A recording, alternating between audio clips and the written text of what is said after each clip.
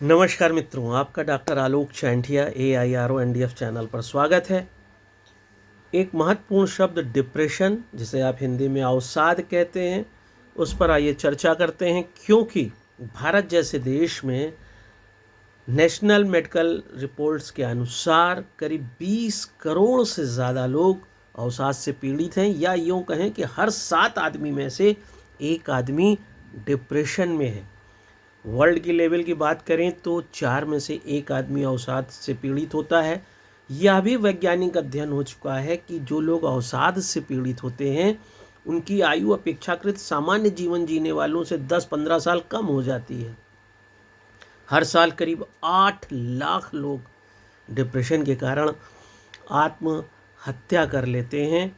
और यही नहीं, भारत जैसे देश में सालाना कुल 4 रुपीज़ मेंटल हेल्थ पर खर्च किया जा रहा है।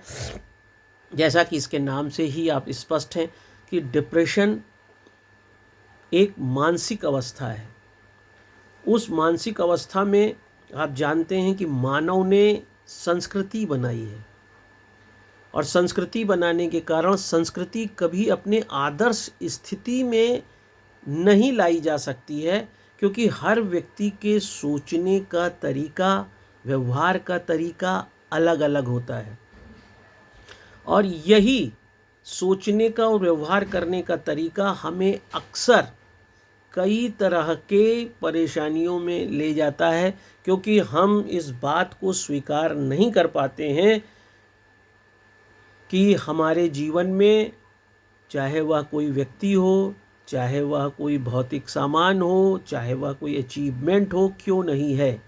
और ये क्यों नहीं है का जो भावना है, यही हमको अक्सर डिप्रेशन में ले जाती है। और यहाँ मैं आपको बताऊँ, अगर यह डिप्रेशन वाली स्थिति करीब 6 महीने तक कंटिन्यू रहे, और तो आप समझ लीजिए आप एंग्जाइटी की ओर बढ़ गए हैं।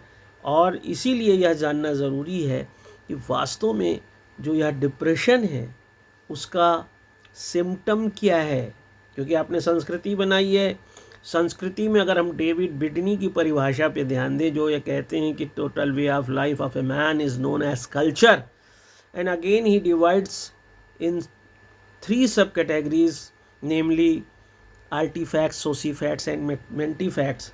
जहाँ पे आर्टिफैक्ट्स जो है, जिसमें आपके जीवन में जो कुछ भी दिखाई दे रहा है, चाहे वह घर हो, चाहे गाड़ी हो, चाहे बंगला हो, चाहे फ्रिज हो, चाहे टीवी हो, चाहे सोना हो, चाहे सब कपड़े हों, वह सभी इस आर्टिफैक्ट्स के कारण अक्सर आपके जीवन में एक प्रतिस्पर्धात्मक स्थितियां खड़ी कर देते हैं, और आपको ऐसा लगता है कि हमारे जीवन में दूसरों की अपेक्षा ऐसा क्यों नहीं है। और वहीं पर आकर आप कभी कभी दबाव में चले जाते हैं कि आप ऐसा क्यों अचीव नहीं कर पा रहे हैं। बच्चों में यही होता है। बच्चे क्लास में जाते हैं, क्लास में वो अपने दूसरे बच्चों के साथ उस तरह से प्रतिस्पर्धा नहीं कर पाते हैं, तो वह भी अवसाद में चले जाते हैं। बच्चों में आप देखेंगे कि अवसाद की स्थिति या डिप्रेशन की स्थिति ज़्यादा बढ़ रही है, क्योंकि जहाँ तक बच्चों का सवाल है, बच्चे इस बात को कभी नहीं समझ पाते हैं कि उनके माता पिता की आय कितनी है, उनकी परिस्थिति क्या है, और जिन चीज़ों को उन्होंने बाह्य जगत में देखा है उसको प्राप्त करने की वास्तविक स्थिति उनके परिवार की क्या है। और इसके कारण बच्चों में खेल को लेकर, कपड़े को लेकर, घूमने को लेकर ऐसी बहुत सी स्थितियां आती हैं जिसमें माता पिता को अपनी स्थितियों के कारण उन्हें दबाव में रखना पड़ता है, उनके प्रति कठोरता का पालन करना पड़ता है, और ये करने के कारण धीरे धीरे बच्चे एक सामान्य जीवन से कट जाते हैं, और फिर वह एक अवसाद की स्थिति में चले जाते हैं। और अवसाद में सबसे बड़ा लक्षण आप देखते होंगे, व्यक्ति गुमसुम रहने लगता है, मुस्कुराता नहीं है, उसे किसी की बात सुनना अच्छा नहीं लगता है, हर बात को उसे लगता है कि लोग मेरा विरोध कर रहे हैं। यही नहीं, यह अवसाद की स्थिति तब भी ज़्यादा दिखाई देती है जब आपका कोई प्रिय व्यक्ति आपसे छूट जाता है, चाहे वह प्रेम में हो, चाहे वह मृत्यु के द्वारा हो। उसके खोने का, उसके दूर चले जाने का भी आपके मानसिक स्थिति पर कभी कभी ज़्यादा प्रभाव पड़ता है, और अवसाद में आप चले जाते हैं। अगर आप नौकरी कर रहे हैं, नौकरी में, सरकारी नौकरियों में उतना प्रतिबंध और उतना दबाव नहीं है जितना भूमंडलीकरण के दौर में मानव के सामने एक गोल ओरिएंटेड वर्क उन्हें करना पड़ता है, एक टारगेट ओरिएंटेड वर्क उन्हें करना पड़ता है, and it creates the problem of depression. ज़्यादातर करीब 45% कारपोरेट्स में काम करने वाले लोग डिप्रेशन का शिकार इसीलिए हो गए हैं क्योंकि उनके काम करने का समय एक तो निर्धारित नहीं होता है, दूसरा उस काम करने की स्थिति के विपरीत वह कभी एप्रिसिएशन नहीं पाते हैं, और इन सब के कारण जहाँ कार्यस्थल पर तो उन्हें एक विपरीत स्थिति महसूस होती, वहीं घर पर भी विपरीत स्थिति महसूस होती है, और इन सब से कारपोरेट में काम करने वाले लोग डिप्रेशन का शिकार हो जाते हैं और बहुत बार वो आत्महत्या कर लेते हैं। आपने देखा होगा कि फिल्म जगत में भी, मनोरंजन के क्षेत्र में हर आदमी को एक तितली की तरह लगता है कि जीवन सुंदर है और हम इसमें बहुत कुछ कर सकते हैं, लेकिन जब वह उस क्षेत्र में जाते हैं तो उन्हें भी कई प्रतिरोध का सामना करना पड़ता है। यह प्रतिरोध व्यक्ति के जीवन में उन लोगों के द्वारा किया जाता है जो उस क्षेत्र में पहले से स्थापित हैं, इसलिए वो न्यू कमर्स के सामने बहुत सी चुनौतियां खड़ी करते हैं। बहुत से लोग चुनौतियों का सामना करके अपने को स्थापित कर लेते हैं, लेकिन ज़्यादातर लोग उस विरोध और चुनौती का सामना नहीं कर पाते, डिप्रेशन में चले जाते हैं, आत्महत्या कर लेते हैं। और इसी में आप एक नाम सुशांत सिंह राजपूत का भी ले सकते हैं, जो एक अच्छे अभिनेता होते हुए भी अपने चारों तरफ की चुनौतियों का सामना नहीं कर पाए, अवसाद में चले गए और अंत में ये माना जाता है कि उन्होंने आत्महत्या कर ली। तो ऐसी बहुत सी बातें हैं जिसमें आपका दिमाग, जो बाह्य जगत में आपने मानव संस्कृति बनाई है, उसका सामना करने से अपने को प्रभावी नहीं पाता है। या इसको दूसरे शब्दों में कहें कि मानव जीवन में जो संस्कृति बनाई गई, वह संस्कृति केवल मानव को एक सुरक्षित जीवन और स्थायी जीवन देने के लिए बनी थी, लेकिन जैसे जैसे उसमें आविष्कार होते गए और जीवन को जटिल बनाने और उसको बेहतर तरीके से जीने की जैसे जैसे खोज होती गई और उन खोजों के सापेक्ष मुद्रा का प्रचलन बढ़ा, तो मुद्रा के प्रचलन और उन खोजों के बीच में जो अंतर हुआ, क्योंकि जितनी खोजें हो रही हैं उसकी एक मूल्य होता है, लेकिन उस मूल्य का अगर आप क्षमता नहीं है आपको अदा कर पाने में, तो व्यक्ति में एक दबाव बढ़ता गया कि वह काम ज़्यादा करे, वह पैसा ज़्यादा कमाए, और इसमें उसके शरीर पर नकारात्मक प्रभाव पड़ा। इस नकारात्मक प्रभाव के कारण उसमें न्यूरो डिसऑर्डर्स पैदा हो गए, साइकोलॉजिकल डिसऑर्डर्स पैदा हुए, यहाँ तक कि उसके सोने का जो समय था वह कम होने लगा। अगर वह सोया तो एक साउंड स्लीप नहीं सो पाया। उसके मस्तिष्क में, जो मस्तिष्क आपको पता है कि 52 क्षेत्रों में बटा है, जिसे ब्रॉडबैंड एरिया कहते हैं, और इस ब्रॉडबैंड एरिया को एसिटल कोलाइन नाम का एक न्यूरोमीटर सभी को जोड़े रखता है, वह डिस्टर्ब हो जाता है। जब वह डिस्टर्ब हो जाता है तो आप देखते हैं कि आपको नींद नहीं आती, आप पूरी रात उलझन में रहते हैं। It is nothing but the indication of depression. तो नींद एक बहुत ज़रूरी चीज़ है। दौड़ती भागती ज़िंदगी में आप धीरे धीरे जब डिप्रेशन की ओर जाते हैं तो आप कटने लगते हैं, आप कमरे में बंद हो जाते हैं और आप किसी से बात करना नहीं पसंद करते, किसी सामाजिक समारोह में नहीं जाते हैं। कोई व्यक्ति आ जाता है तो आपको उलझन होने लगती है।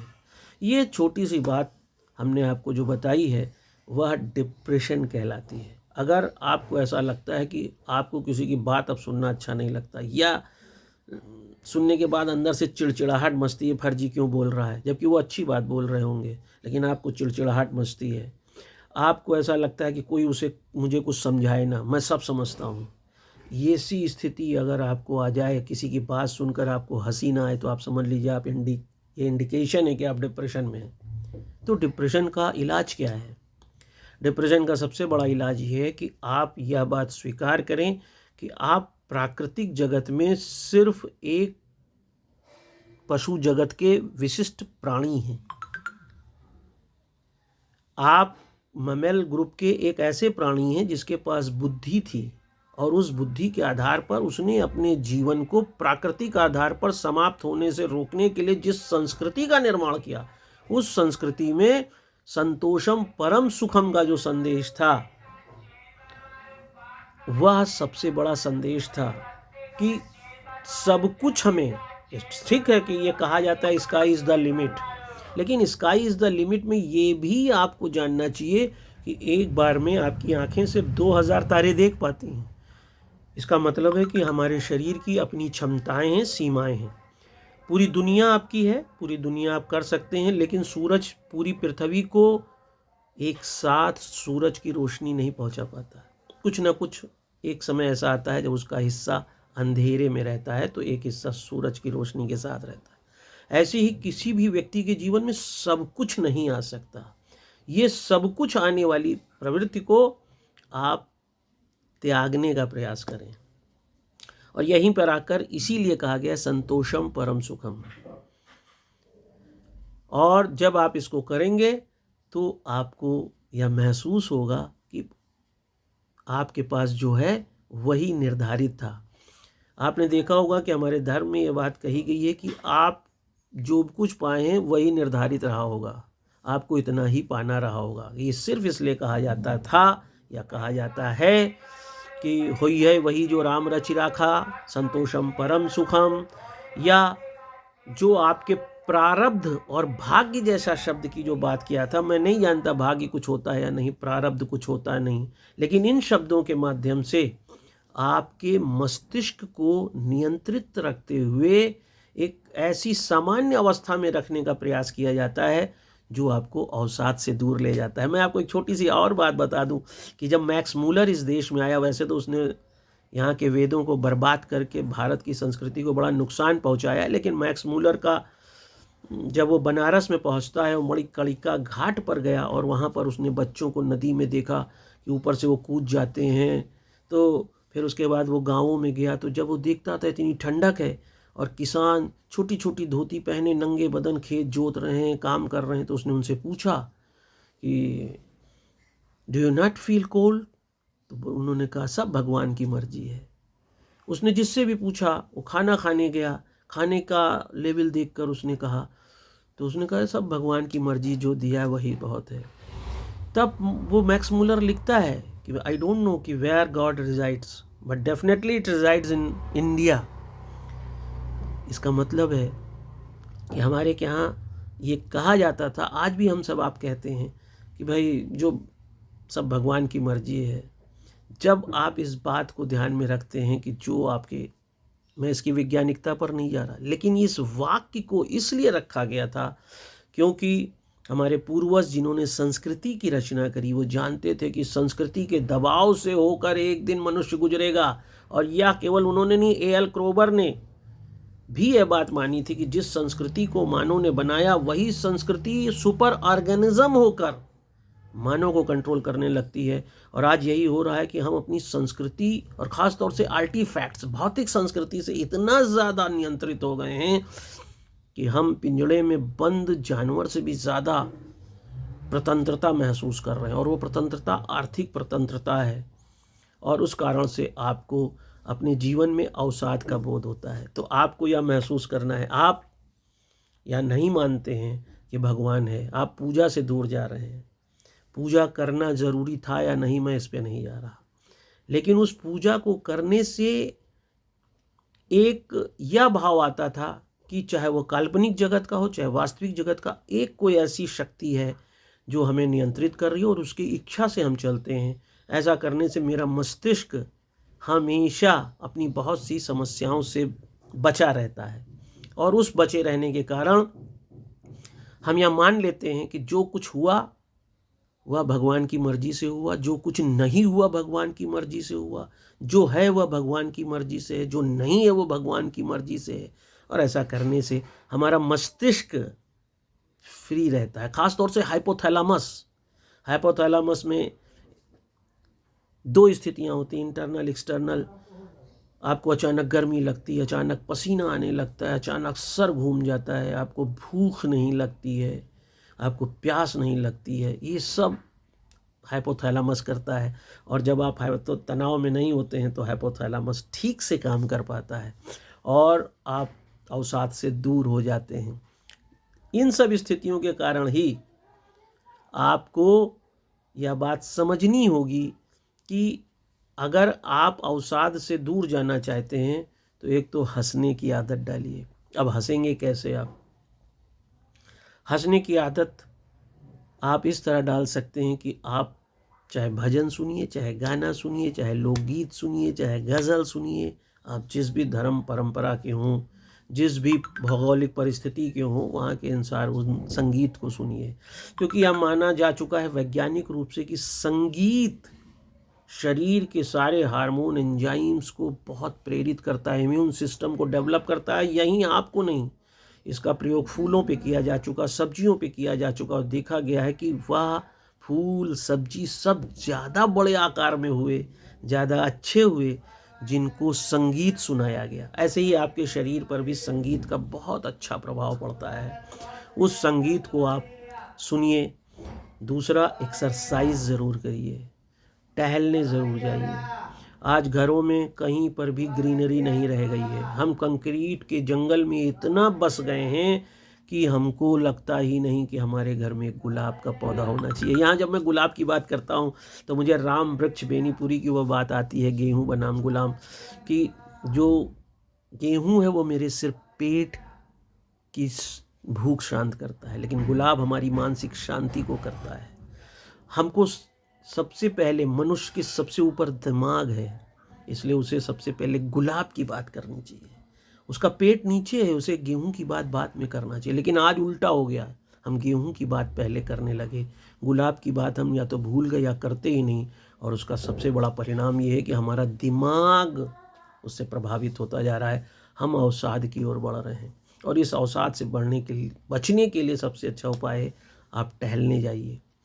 आप देखते होंगे कि जब आप किसी पेड़ पौधे के बीच से निकलते हैं तो वहाँ पे ठंडक का एहसास होता है। इसका मतलब है कि आप समझ नहीं पा रहे हैं, लेकिन उनका प्रभाव प्रकृति का पड़ रहा है। ऐसे जब उन पेड़ पौधों के बीच से आप निकलेंगे तो आपके शरीर पर भी उसका प्रभाव पड़ता है। जब आप किसी जंगल से निकलें या किसी ऐसे रास्ते से निकलें जहाँ पौधे बहुत लगे, वहाँ गर्मी में भी ठंडक लगती है, और ये एक सामान्य सा तथ्य है। इसका मतलब है जब आप उनके बीच रोज जाएंगे तो आपके शरीर पर भी इसका प्रभाव पड़ेगा। और तीसरा काम, आप डायरी लिखिए। अगर आपको लगता है दुनिया में सब झूठ है, किसी से बात नहीं करनी चाहिए, सब बकवास हैं, सब 420 हैं, ऐसी बातें अगर दिमाग में आ रही तो उसको भी आप डायरी पर लिख डालिए और रोज़ लिखिए। डायरी पर नहीं लिखने तो आज तो सोशल मीडिया की दुनिया है, आप किसी को सुनाने के लिए नहीं, अपना खुद का आप रिकॉर्डिंग करिए, चाहे ऑडियो चाहे वीडियो, उसको मत कहीं डालिए, लेकिन आप उसको कहिए। तो जो एंग्जाइटी आपके अंदर है, एंग्जाइटी एक चीज़ जान लीजिए, एंग्जाइटी तभी होगी जब वही चीज़ परसिस्ट करे more than 6 months, but it is less than 6 months you are confined with अवसाद, डिप्रेशन। तो जब आपको दोनों में से कोई भी स्थिति लगे तो आप लिखिए खूब, बोलिए खूब, भले ही अकेले कमरे में बोलिए, और उसका परिणाम ये होगा कि आपके अंदर जो भारीपन है, जो दिमाग में विचार चल रहे हैं वो बाहर निकलेंगे। इसके अलावा आपको अपने खाने में फल ज़रूर रखना चाहिए, हरी सब्ज़ी ज़रूर रखना चाहिए। हरी सब्ज़ी मैं सिर्फ इसलिए बार बार कहता हूँ क्योंकि आप जानते हैं हीमोग्लोबिन में आयरन होता है, हिमैटिन, ग्लोबुलिन और आयरन मिलकर हिमैटिन बनाते हैं, हिमैटिन और ग्लोबुलिन मिलकर हीमोग्लोबिन बनाते हैं, सॉरी। और क्लोरोफिल सारी सब्जियों में होता है, क्लोरोफिल बनता है मैग्नीशियम से। और आवर्त सारणी में इसीलिए जब आप हरी सब्जी खाते हैं तो आयरन मैग्नीशियम को रिप्लेस करके हरी सब्जियों को ज़्यादा रक्त बनाने के लिए प्रेरित करता है। जब रक्त ज़्यादा होगा तो ऑक्सीजन ज़्यादा बनेगा, जब ऑक्सीजन ज़्यादा बनेगा तो मस्तिष्क को, जिसे रक्त और ऑक्सीजन की सबसे ज़्यादा ज़रूरत, और जब वहाँ ऑक्सीजन पर्याप्त होगा तो आपका दिमाग भी अच्छा हो जाएगा। आज हम गहरी सांस नहीं लेते हैं, हम प्रकृति ने तो बनाया ही है कि हम सांस को चलाते रहें। लेकिन जब आप गहरी सांस लेते हैं, गहरी सांस लेने में एक प्रक्रिया बना दी गई है, जिसे आपने चंद्र नाड़ी, बाईं तरफ से सांस लेंगे चंद्र नाड़ी, दाईं तरफ से लेंगे सूर्य नाड़ी, और इन्हीं दोनों के घर्षण से जो नाड़ी पैदा होती है उसे सुषुम्ना नाड़ी कहते हैं। इसीलिए आपको उसको रोज बिल्कुल 5 बार करिए। आपके सांस ले जाइए और तब तक रोकिए। उससे फ़ायदा क्या होगा ये भी जानिए। फेफड़े में ऑक्सीजन रुकने लगेगी। जब ऑक्सीजन फेफड़े में रुकेगी तो जो उसकी एल्वियोली बोरे जैसी संरचना है वो ज़्यादा से ज़्यादा ऑक्सीजन पा जाएंगी। जैसे हाथ में पैसा ज़्यादा आ जाए तो खुशी आ जाती है, ऐसे जब फेफड़े को ज़्यादा ऑक्सीजन मिल जाएगी तभी मस्त हो जाएगा, आपका शरीर मस्त हो जाएगा। आपके पूरे शरीर को ऑक्सीजन ज़्यादा जब मिलेगी तो कार्बन डाइऑक्साइड अपने आप बाहर हो जाएगा, और ये बाहर जाने की प्रक्रिया में आप स्वस्थ रहने लगेंगे। दूसरा सबसे बड़ी चीज़ ये है कि आपको इस बात का ध्यान रखना चाहिए कि मैंने काम कितना किया है, और क्या उस काम के, जब आप डायरी लिखेंगे तो आपको ये पता चलेगा। मान लीजिए मैं कुछ नहीं करता तो मुझे कुछ पैसा नहीं मिलता, तो मैं इसके लिए दूसरे से क्यों सोचूं कि उसने मुझे पैसा क्यों नहीं दिया, या मेरे पास पैसा नहीं, भगवान तुमने ये क्या किया। इसमें भगवान को कुछ नहीं करना।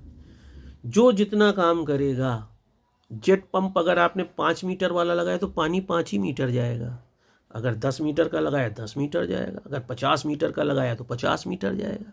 तो आपने अपनी शक्ति कितनी लगाई है किसी काम में, जिस दिन आप इसे समझ लेंगे आपको किसी को देखकर कोई दुख नहीं होगा। कहीं पर भी आपको ये नहीं महसूस होगा कि आपको कुछ कम मिला।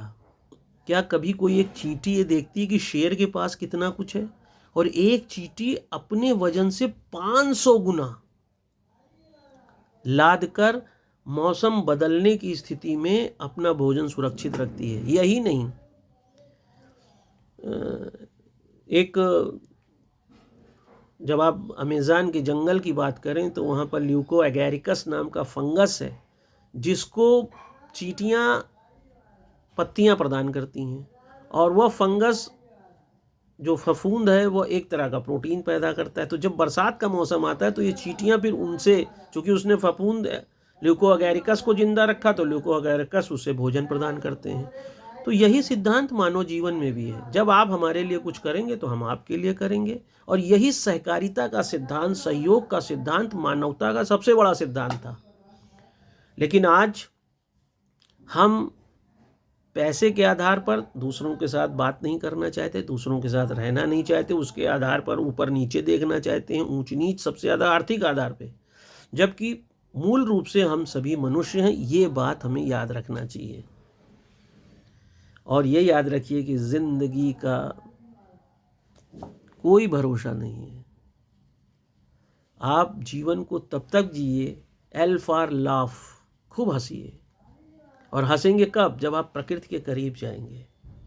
आई फॉर इंटरेस्ट, जो भी करिए, जो भी करिए। रत्नाकर डाकू था, उसने तब तक डाकू किया तो डाकू की तरह रहा, लेकिन जब उसने सप्त ऋषियों के साथ बन लिया तो उसने फिर रामायण की रचना उन्होंने कर दिया। तो आई फॉर इंटरेस्ट, जो भी करिए उसमें इंटरेस्ट लीजिए, और इंटरेस्ट कितना लीजिए, एफ फॉर फुलनेस। इतना इंटरेस्ट ले लीजिए कि आप में पूर्णता आ जाए। पूर्णता कैसी हो, एक माँ के पेट में बच्चा अपनी पूर्णता को प्राप्त करने के बाद बाहर आ जाता है, लेकिन यह पूर्णता से ही आप सृजन का अर्थ समझ पाएंगे। और जब आप में पूर्णता आ जाएगी तो ई फॉर इजीनेस, आप किसी को देखकर न क्रोधित होंगे, ना ही आपको ये देख के लगेगा कि मेरे पास ऐसा कुछ क्यों नहीं है। और उस दिन पहली बार आप समझ पाएंगे कि why it is saying sky is the limit. You know the real meaning of limit. लेकिन उसके पहले आपको डीलिमिट करना होगा अपने को, आपको दुनिया को खोल कर देखना होगा। अवसाद से बचने का सबसे अच्छा उपाय ये है कि आप बाहर दिखने के बजाय, इंद्रिय का मतलब समझते हैं, इंद्रिय का मतलब होता है अपने अंदर की तरफ झांकना। आप जब अपने अंदर की तरफ झांकना शुरू कर देंगे तब आपको पता चलेगा कि दुनिया में आपके साथ तो कोई मर कर जा नहीं रहा है, ना आपके साथ पैदा हुआ है। यहाँ तक कि जब आप अंतिम सांस ले रहे होंगे तो दुनिया में जितने लोगों से भी आप मिले, हो सकता है वो जाने भी ना कि आप आज अंतिम सांस ले रहे हैं। तो फिर इस दुनिया के बारे में आप क्यों सोचते हैं? आप चारपाई में खटमल पड़ जाते हैं तो चारपाई या बिस्तर फेंक कर नहीं आते हैं, बल्कि उसमें गर्म पानी डाल देते हैं, खटमल मर जाते हैं, फिर आप उस पर सोते हैं। ऐसे ही दुनिया है, पूरी दुनिया की चिंता आप मत करिए। आप जिसमें खुश रहते हो आप उसके अनुसार अपनी खुशी को तलाशिए। कभी एक मैं अक्सर करता हूँ, गमले में कुछ बीज डाल देता हूँ और रोज़ उस बीज को देखता हूँ। आप देखेंगे जिस दिन पहली कोपल आपको ज़मीन के अंदर से फूटती दिखाई देगी, उस दिन आपको समझ में आएगा कि समय का महत्व क्या है। एक मिट्टी का सानिध्य पाकर जो बीज कमरे में ऐसे ही पड़ा हुआ था, जिसकी क्षमताएं थीं, सब कुछ था, लेकिन वो नहीं निकला, लेकिन सिर्फ मिट्टी पाकर उसके अंदर कोपलें फूटने लगी और वो कोपल आपको बहुत ताकत देगी। लास्ट लीफ अगर आपने वो नाटक देखा हो तो आपको समझ में आएगा कि कैसे वो लड़का केवल उस हरी पत्ती को देखकर अस्पताल में जिंदा रहता था, लेकिन वह पत्ती उस अस्पताल में कहीं लगी ही नहीं थी। वह एक आदमी सिर्फ इसलिए उसको लगाए खड़ा रहता था कि वो लड़का जब उस हरी पत्ती को देखता था तो उसे खुशी होती थी। लेकिन एक दिन वह जब बीमार पड़ा और वह पत्ती नहीं लगा सका, उसी दिन उस बीमार व्यक्ति लड़के की मृत्यु हो जाती है। कहने का तात्पर्य यह है कि हरियाली के करीब जाइए, नंगे पैर ज़मीन पर टहलिए। न जाने कितने समय हो गया होगा आपने अपना पैर, ये याद ही नहीं कि मिट्टी में कब रखा। मिट्टी में जितने तत्व हैं वो पैर के माध्यम से शरीर में जाने चाहिए, और जाते थे। प्रकृति ने उपाय कर रखा कि पैर में जो पोर्स हैं उनके माध्यम से पूरे, लेकिन अब आप तो स्लीपर और जूते और एक से एक कौन से फलाने के जूते, धमाके के जूते पहनने में मस्त हैं। आप नंगे पैर ज़मीन पर घूमना शुरू करिए, सारे तत्व आपके शरीर में जाएंगे। यही तत्व, हार्मोन, एंजाइम, केमिकल का ही तो समुच्चय शरीर कहलाता है, और उसी को आप नहीं मेंटेन कर पा रहे हैं। जिस दिन आप उसे मेंटेन करेंगे आप अवसाद से दूर चले जाएंगे। खास तौर से 12 बजे से पहले फल जरूर कोई भी खाइए। अब तो वाटरमेलन का समय आ रहा है। वाटरमेलन एक ऐसा फल है जिसमें हर तत्व है, हर विटामिन है, उसे खूब खाइए। और सबसे बड़ी बात, इस बात का वैज्ञानिक अर्थ ढूंढिए कि हुई है वही राम रचि राखा, यह धर्म की बात है या वास्तव में हमारे दिमाग को संतुलित रखने के लिए इसकी रचना की गई थी। जैसे 5 उंगलियां बराबर नहीं होती हैं, ऐसे ही पूरी दुनिया में जितने लोग हैं सबको सब कुछ समान रूप से नहीं मिलता है। हो सकता है आपके पास योग्यता हो और आपको वो चीज़ न मिली हो। इसका मतलब है कि शोध में जैसे बताया जाता है, ऐसे ये शोध है कि वो क्षेत्र आपके लिए नहीं बना था। उससे दुखी होने की ज़रूरत नहीं है कि आप इंजीनियर नहीं बन पाए, आप डॉक्टर नहीं बन पाए, आप टीचर नहीं बन पाए, बल्कि ये मानने की ज़रूरत है कि आपका प्रयोग एडिशन की तरह ये सिद्ध कर गया कि वह क्षेत्र आपके लिए नहीं बना था। एडिसन ने अपने प्रयोगों के माध्यम से यह स्थापित किया था कि अब दुनिया को इस 1000 प्रयोग को, जो कि वो असफल हो गया था बल्ब बनाने में, उसने कहा कि इन प्रयोगों का भी महत्व है, क्योंकि अब दुनिया जानती है कि क्या क्या करने से बल्ब नहीं बन सकता। ऐसे ही जब आपके द्वारा अर्जित की गई विद्या, निपुणता से आपको वह वांछित फल न मिले तो आप मान के चलिए कि वह क्षेत्र आपके लिए नहीं था, आपको दूसरा क्षेत्र ढूंढना है। और दूसरा, दुनिया को देखकर यह ना डिसाइड करिए कि लोग क्या कहेंगे, क्योंकि लोगों का काम है कहना। छोड़ो बेकार की बातों को, कहीं बीत न जाए रहना। ये गाना बहुत दार्शनिक है। दुनिया की फिक्र मत करिए, दुनिया को धुएं में उड़ाते हुए निकल जाइए, तब आप अवसाद से दूर रहेंगे। निश्चित रूप से यह वीडियो सार्थक रहेगा। आप अगर इसे सही ढंग से समझने का प्रयास करेंगे तो इसे दूर तक भी ले जाइए, क्योंकि जिस तरह हमारे देश में अवसाद में लोग ग्रसित हो रहे हैं वह अच्छे नहीं है। यह हमारी प्रतिबद्धता होनी चाहिए कि हमारे राष्ट्र का हर नागरिक हंसता हुआ मिले, मुस्कुराता हुआ मिले, और वह अवसाद से दूर जाए। हम अपने बच्चों पर दबाव न डालें, इतना दबाव न डालें कि कोटा में हर दूसरे दिन बच्चा फांसी लगा रहा है। बच्चे को उस बोए गए बीज की तरह अपने आप उगने दीजिए। उसमें जो क्षमताएं होंगी वह निकल ही आएंगी। वो आइंस्टीन बन ही जाएगा, वो मेंडल बन ही जाएगा। मेंडल ने जिस जीन्स और आनुवांशिकता की स्थापना करी, उसको इतना कंडेम किया गया था कि ग्रेगर जॉन मेंडल को फांसी लगानी पड़ी थी, और उनके मरने के 100 साल बाद दुनिया ने माना कि उन्होंने वो प्रयोग सर्वाधिक सबसे अच्छे किए थे, और आज पूरी दुनिया जेनेटिक्स के अलावा कुछ भी नहीं है। जिस समय डार्विन ने कहा कि हम सभी डिसेंडेंट हैं बंदरों के, उस समय विलियम हार्वे ने उनकी हंसी उड़ाई थी। लेकिन क्या आज डार्विन की बात को, सर्वाइवल ऑफ द फिटेस्ट को, कोई इनकार कर सकता है? कभी दुनिया की चिंता मत करिए, अपनी बात को ठोस तरीके से रखिए और ये समझिए कि आप पूरी दुनिया में, ना तो अंगूठे आपकी जितनी हाथ की उंगलियों में संरचना है वो पूरी दुनिया में किसी दूसरे की नहीं हो सकती। आपकी जो आँख में आइरिस है वो दुनिया में किसी दूसरे की नहीं हो सकती। जो आपके न्यूरॉन्स हैं उस तरह से किसी के नहीं हो सकते। तो जब कुदरत ने आपको सबसे विशिष्ट बनाया तो आप दूसरे से तुलना कर ही क्यों रहे हैं? आप विशिष्ट हैं और उस छोटे सी स्थिति को पहचानना कि आप इस दुनिया में क्यों आए वो महत्वपूर्ण है। उसको सोचने का प्रयास करिए और वो तभी सोच पाएंगे जब आप मुस्कुराएंगे, हरियाली के साथ रहेंगे, डायरी लिखेंगे, तो आप अवसाद से दूर रहेंगे। दूसरे क्या कर रहे हैं उसके आधार पर जीवन नहीं, मैं क्या हूं इसके आधार पर जीवन को चलाएंगे।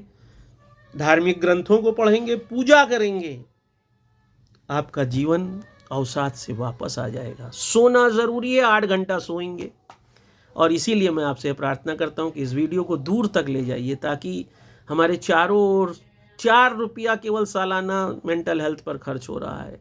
हर साल 8 लोग फांसी लगा रहे हैं। करीब 20 करोड़ से ज़्यादा अवसाद में लोग हैं, वो बच सकें, उनका जीवन अच्छा हो सके। डायरी ज़रूर लिखिए और अखिल भारतीय अधिकार संगठन के इस प्रयास को सार्थक करिए ताकि मैं आलोक चांटिया फिर किसी अच्छे विषय पर आपसे बात करूं और सार्थकता के पैमाने पर समाज के लिए कुछ कर सकूं। नमस्कार।